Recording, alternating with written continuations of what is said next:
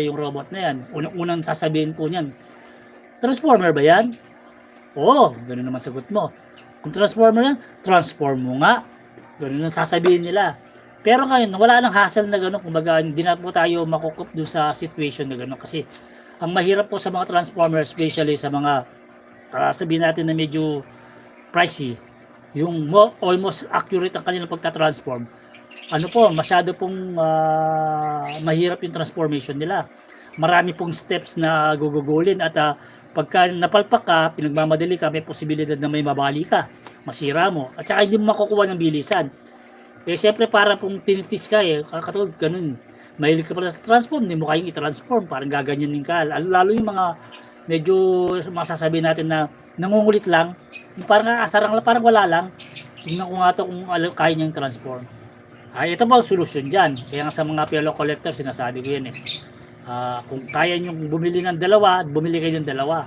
Para pagka nasa display piece, sa display stand nyo yan, may dumating na visitors at o-okrayin. Kumbaga, sasabihin sa inyo na kaya mo bang i-transform ang figure na yan? So, hindi mo na kailangan makipag-argue sa kanya. Kasi, meron na nakatransform na same unit.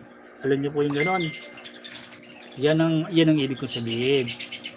Kaya, di ba, napakaganda po yung mga ganyan na tip po yan galing sa isang collector na tulad ko. Baguhin po natin na naman yung ating concept. Ayoko yan. Ito, medyo makaluma ng konti ang pagiging yellow niya. Kaya yung kagandahan po sa ating mga platform na ganito na ang mga scenery ay napapalitan po natin. Yung mga scenery na ginagawa natin na napapalitan natin. At the same time na ano po natin na bali na-enhance po natin yung mga video kasi sa pamamagitan po ng pagka-adjust yung mga filter, di ba? Napakaganda po, kaya lalo ngayon, kaya nga napakaganda po mga technology yung ibinigay sa atin ngayon ng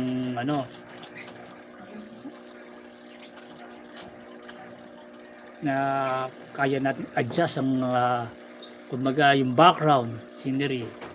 Salamat kay Netja Diaz sa 3 puso.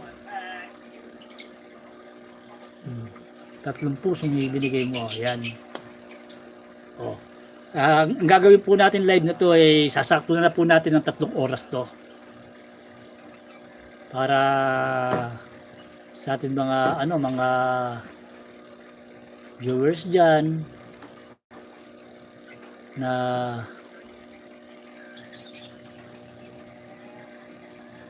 walang sawang sumusuporta po.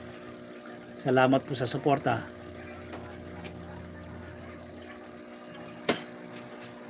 Lagi po ng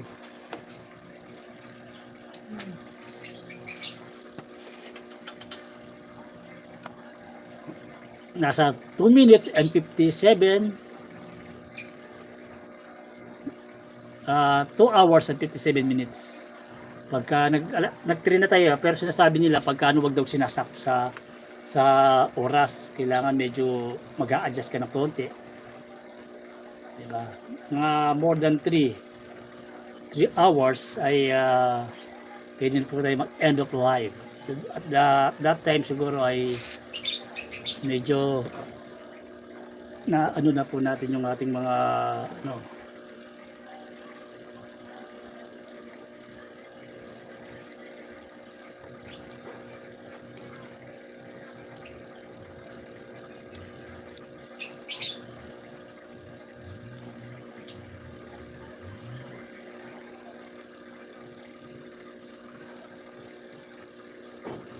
para maiba naman ang kanyang looks ni Bumblebee.